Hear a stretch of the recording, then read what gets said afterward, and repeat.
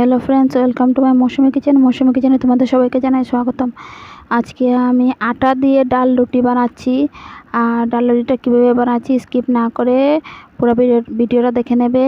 আশা করি ভালো লাগবে তোমাদের সবার। আর আমি সিম্পলভাবেই রান্না করি, দেখে নাও কীভাবে করছি।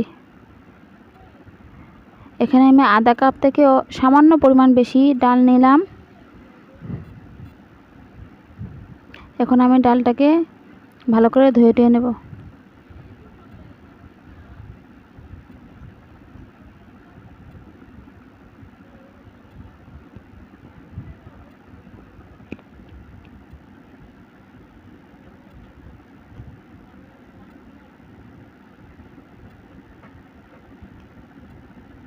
আমার ধোয়া হয়ে গিয়েছে।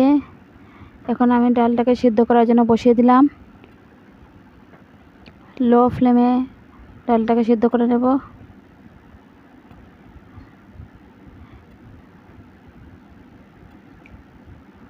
এখানে আমি একটা পাত্র নিয়ে নিলাম। পাত্রের মধ্যে আমি এখন আটা নিয়ে নেব।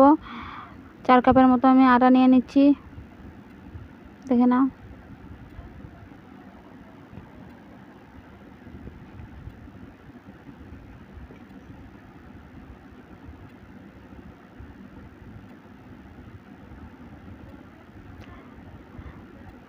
এখন ওর মধ্যে দিয়ে দেবো নুন, 1 চিমটি নুন দিয়ে দেবো।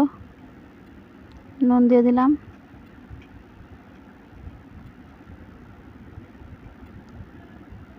এখন ওর মধ্যে দিয়ে দেবো আধা চামচের মতো জোন, হাতের মধ্যে ঘষে। তবে জোনগুলোকে সুন্দরভাবে দিয়ে দিলাম। দিয়ে এখন অল্প অল্প করে জল দিয়ে আটাটাকে ভালো করে মেখে নেব। একবারে বেশি করে জল দেব না, অল্প অল্প করে জল দেব আর আটাটাকে মাখতে থাকবো।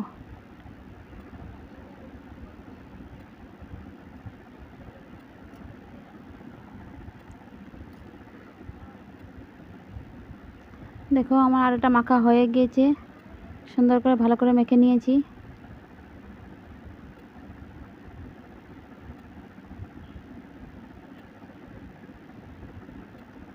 এখন 1 চামচের মতন রিফাইন তেল ওর মধ্যে দিয়ে দেব।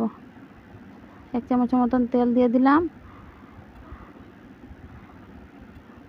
দিয়ে এখন 15 মিনিটের জন্য ঢেকে রেখে দেব।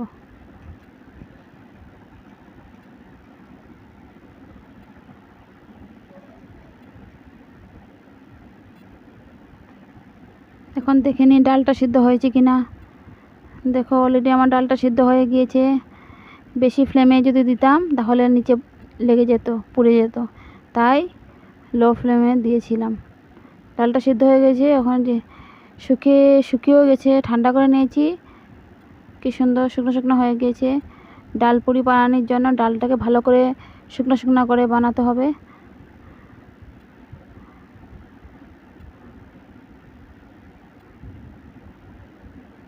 পনেরো মিনিট পরে চলে আসলাম আবার। দেখো খুব সুন্দর করে আমার আটাগুলো একদম নরম হয়ে গিয়েছে।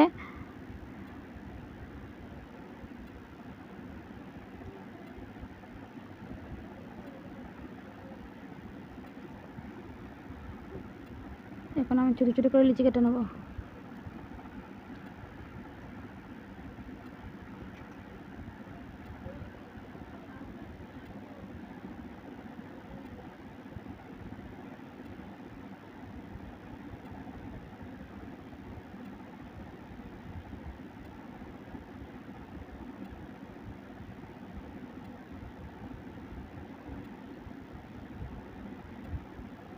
এখন হাত দিয়ে ভালো করে গুল গুল করে নেব সুন্দরভাবে।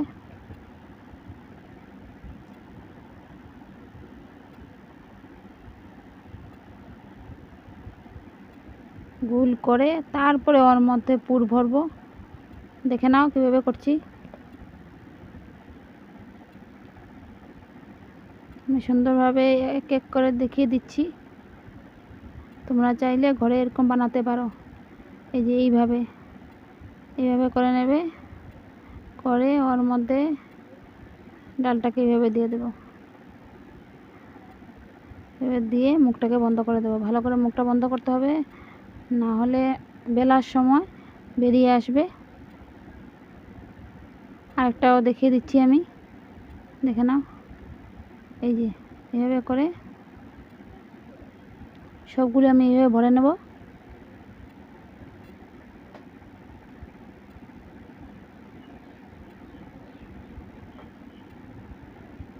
আমি 3টার মতন দেখিয়ে দিয়েছি, সবগুলো আমি এইভাবে করে নেব এখন।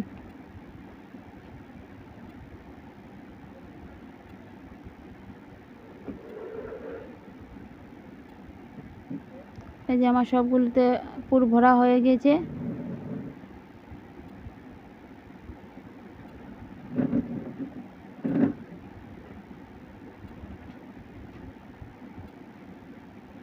এখন আমি বেলে নেব। কিভাবে বেলছি দেখে নাও।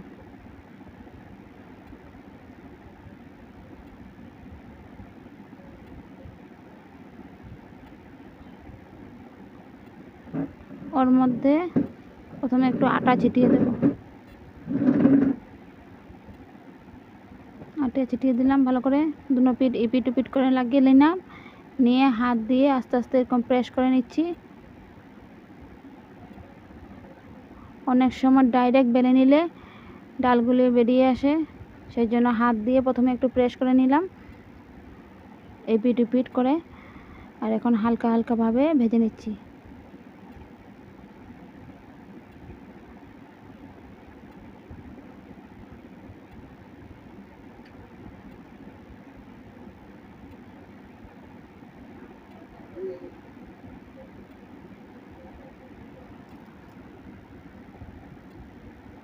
দেখো আমার বেলা হয়ে গিয়েছে। আরেকটা দেখিয়ে দিচ্ছি।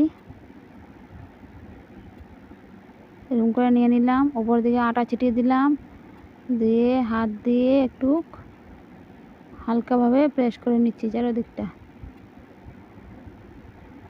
এপিট ওপিট করে সুন্দর করে প্রেস করে নিলাম। এখন হালকাভাবে বেলে নেব।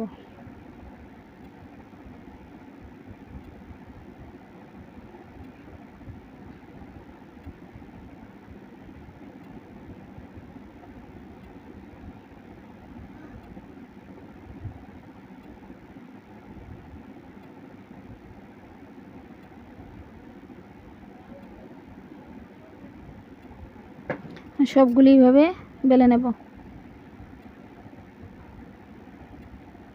দেখো আমার সবগুলি বেলা হয়ে গিয়েছে, এখন ভেজে নেব।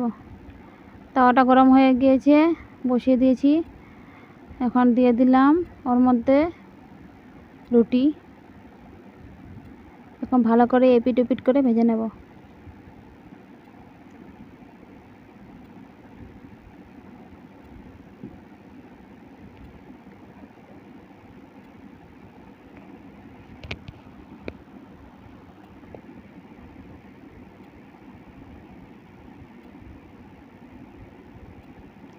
এখন উপর থেকে আমি রিফাইন তেল উপর দিক থেকে অল্প অল্প করে লাগিয়ে দেব।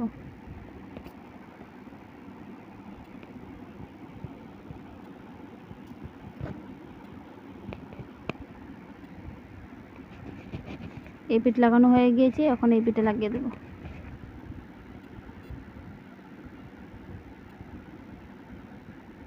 চাইলে ঘিও দেওয়া যায়, আমি আজকে রিফাইন তেল দিয়ে দেখাচ্ছি, অন্যদিন ঘি দিয়ে দেখাবো।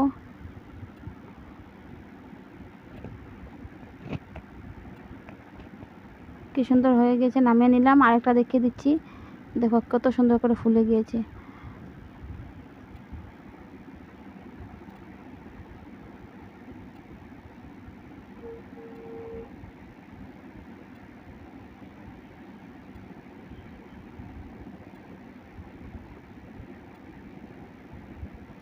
এখন এক এক করে সবগুলি এইভাবে ভেজে নেব।